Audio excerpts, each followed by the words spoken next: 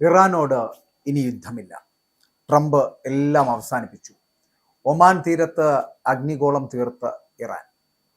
Gulf മേഖലയെ യുദ്ധഭീതിയിലാഴ്ത്തിയ Hormuz കടലിടുക്കിലെ സൈനിക നീക്കങ്ങളിൽ വളരെ അപ്രതീക്ഷിതമായിട്ടുള്ള ഒരു ട്വിസ്റ്റ് ഉണ്ടാകുന്നു. കടലിടുക്കിൽ കുടുങ്ങിയ കപ്പലുകളെ മോചിപ്പിക്കുവാൻ അമേരിക്കൻ സൈന്യം നടത്തി വന്നിരുന്ന പ്രോജക്ട് ഫ്രീഡം താൽക്കാലികമായി നിർത്തിവെച്ചുകൊണ്ട് പ്രസിഡന്റ് ഡൊണാൾഡ് ട്രംപ് പ്രഖ്യാപനം നടത്തുന്നു. പാകിസ്ഥാൻ ഉൾപ്പെടെയുള്ള രാജ്യങ്ങളുടെ പ്രത്യേക അഭ്യർത്ഥന മാനിച്ചുകൊണ്ടാണ് ഈ പിന്മാറ്റമെന്ന് ട്രംപ് വ്യക്തമാക്കുകയും ചെയ്യുന്നു. എന്നാൽ ഇറാനിയൻ തുറമുഖങ്ങൾക്ക് മേൽ ഏർപ്പെടുത്തിയിട്ടുള്ള കടുത്ത ഉപരോധത്തിൽ ഒരിളവും നൽകില്ല എന്നുകൂടി ട്രംപ് വ്യക്തമാക്കുന്നുണ്ട്. ഡീലാകാമെന്ന ഇറാന്റെ നിലപാടും പാകിസ്ഥാൻ ഉൾപ്പെടെയുള്ള രാജ്യങ്ങളുടെ അഭ്യർത്ഥനയും മാനിച്ചാണ് തന്റെ ഈ തീരുമാനമെന്ന് ട്രംപ് വീണ്ടും പറയുകയും ചെയ്യുന്നു. ട്രംപിന്റെ പ്രഖ്യാപനത്തിന് പിന്നാലെ US ക്രൂഡ് ഓയിൽ ബാരലിന് 2.16% ഇടിഞ്ഞ് $100.1 എത്തിയിരിക്കുന്നു. ബ്രണ്ട് വില 2.05% താഴ്ന്ന് $107.6 എത്തി. എണ്ണവില ഇടിഞ്ഞതോടെ രാജ്യാന്തര സ്വർണ്ണവില ഔൺസിന് $101 മുന്നേറി $4,625. അപ്പോൾ വലിയ തോതിലുള്ള ഒരു മാറ്റം യുദ്ധം അവസാനിക്കുന്നു എന്ന് പറയപ്പെടുമ്പോൾ, അല്ലെങ്കിൽ അവസാനിച്ചു എന്ന് പറയപ്പെടുമ്പോൾ ഉണ്ടാകുന്നു. ഇറാനെ മുട്ടുകുത്തിക്കുവാൻ അമേരിക്ക പ്രയോഗിച്ച ഓപ്പറേഷൻ എപ്പിക് ഫ്യൂറി എന്ന സൈനിക ദൗത്യം അതിന്റെ ലക്ഷ്യം കണ്ടുവെന്നാണ് വൈറ്റ് ഹൗസിന്റെ വിലയിരുത്തൽ. ഇറാനുമായി ഒരു സമ്പൂർണ്ണ കരാറിലെത്താൻ സാധിക്കുമെന്ന പ്രതീക്ഷയിലാണ് സൈനിക നീക്കങ്ങൾക്ക് താൽക്കാലികമായിട്ടുള്ള അവധി നൽകിയിരിക്കുന്നത്.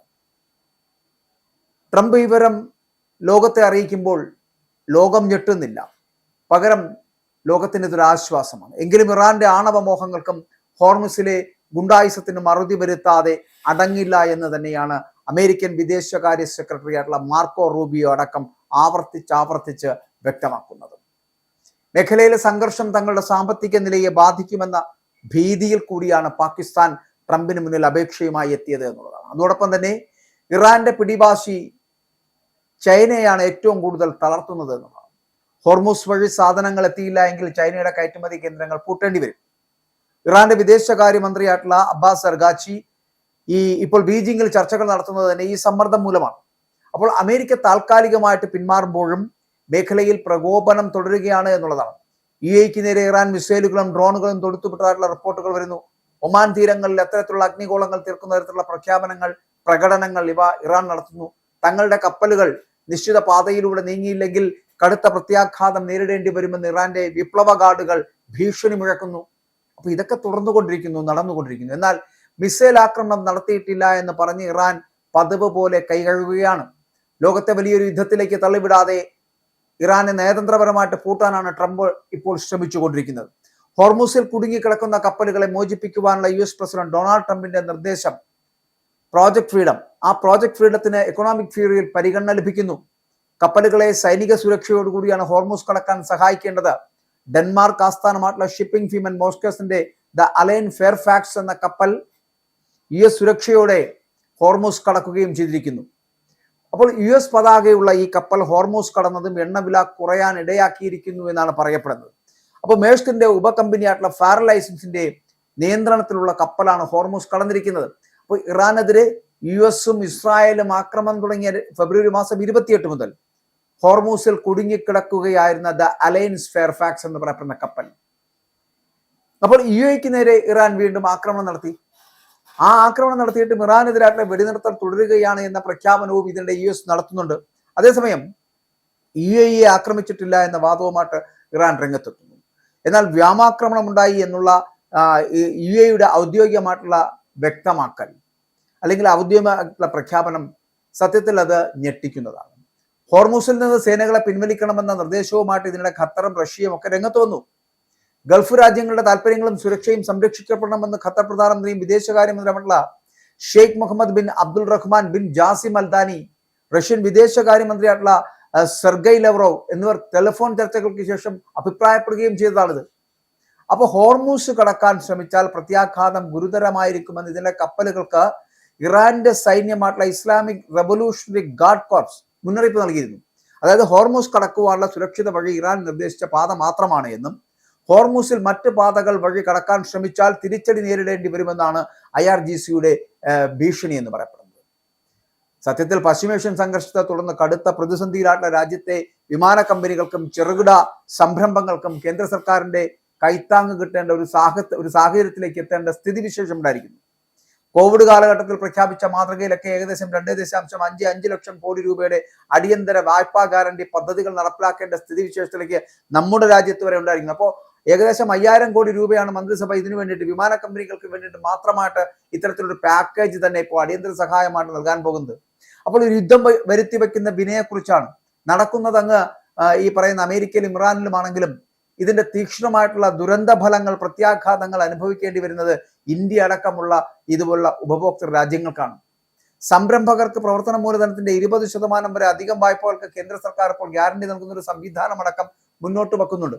അപ്പോൾ ഞാൻ പറഞ്ഞു വന്നത്, ഇറാനോട് ഇനി യുദ്ധമില്ല എന്ന് ട്രംപ് എല്ലാം അവസാനിപ്പിച്ച് പിന്മാറുന്നു എന്ന് പറയുന്നതിന്റെ കാരണങ്ങൾ തന്നെ ഇന്ത്യ അടക്കമുള്ള പല രാജ്യങ്ങളുടെയും വളരെ കൃത്യമായിട്ടുള്ള ഇടപെടലുകളാണ്. സത്യത്തിൽ ഈ ഒരു സ്ഥിതിവിശേഷം ഉണ്ടാകുന്നത് തന്നെ വലിയൊരു യുദ്ധം ഇന്ത്യയെ മാത്രമല്ല ബാക്കിയുള്ള എല്ലാ രാജ്യങ്ങളെയും ബാധിക്കുന്നു എന്നുള്ളത് കൊണ്ട് തന്നെ, മാത്രമല്ല എല്ലാ മേഖലകളിലും ലോകത്തിന്റെ വിവിധ രാജ്യങ്ങളിൽ വിലവർദ്ധനവ് ഒരു യുദ്ധം ഉണ്ടാക്കി വയ്ക്കുന്ന വലിയ വിപത്താണ്. അത്തരത്തിലുള്ള വിപത്തുകളിൽ നിന്ന്, യുദ്ധത്തിൽ നിന്ന് പിന്നാക്കം പോകുമ്പോൾ തന്നെ അവിടെ ഈ വിലവർദ്ധനവ് എന്നുള്ളത് ഇടിഞ്ഞു കാണാൻ കഴിയുന്നു എന്നുള്ളതാണ്. ആ ഒരു തരത്തിലേക്ക് എത്തപ്പെടുന്ന ഒരു സാഹചര്യം ഉണ്ടാകുന്നു.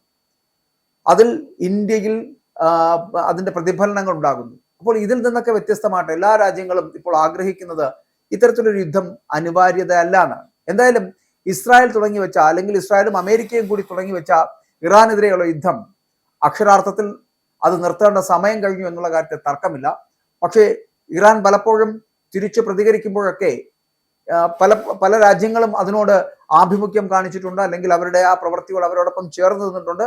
കാരണം ഇസ്രായേലും അമേരിക്കയും കാണിച്ചത് ശരിയായില്ല എന്ന അഭിപ്രായമുള്ള പല രാജ്യങ്ങളും ശരിയായിരുന്നു. അത്തരത്തിൽ ഇറാനോടൊപ്പം നിന്ന് ഇറാൻ ഒരു തരത്തിലുള്ള പ്രകോപനം ഇല്ലാതിരുന്ന ഒരു സമയത്ത് ഇറാനെതിരെ ആക്രമണം നടത്തിയ ഇസ്രായേലിന്റെയും അമേരിക്കയുടെയും നടപടികളെ അപലപിച്ചുകൊണ്ട് ബ്രിട്ടൻ അടക്കമുള്ള നാറ്റോ സഖ്യങ്ങൾ അടക്കം പുറത്തു വരികയും റഷ്യയും ചൈനയും ഒക്കെ ഇറാന് വലിയ സാമ്പത്തിക സഹായങ്ങൾ, ആയുധ സഹായങ്ങൾ അടക്കം നൽകുകയും ചെയ്യുന്ന സാഹചര്യം ഉണ്ടായതും സത്യത്തിൽ യുദ്ധത്തിന്റെ വ്യാപ്തി കൂട്ടി എന്നുള്ളതാണ്. എന്നാൽ അതേസമയം ഇറാൻ ഒരു യുദ്ധത്തിൽ നിന്ന് പിന്മാറാനുള്ള സാഹചര്യങ്ങൾ ഉണ്ടായിട്ട് പോലും അതിൽ നിന്ന് പിന്മാറാൻ ഒരു മനസ്സ് കാണിക്കാത്തത് തികച്ചും ബാക്കിയുള്ള രാജ്യങ്ങളോട് കാണിക്കുന്ന ഒരു അവമതിപ്പാണ് എന്ന് പറയേണ്ടിയിരിക്കുന്നു. അപ്പോൾ അവിടെ കുറച്ചുകൂടി പക്വതയോടുകൂടി കാര്യങ്ങൾ ചെയ്യേണ്ടതായിരുന്നു എന്നുള്ളതാണ്.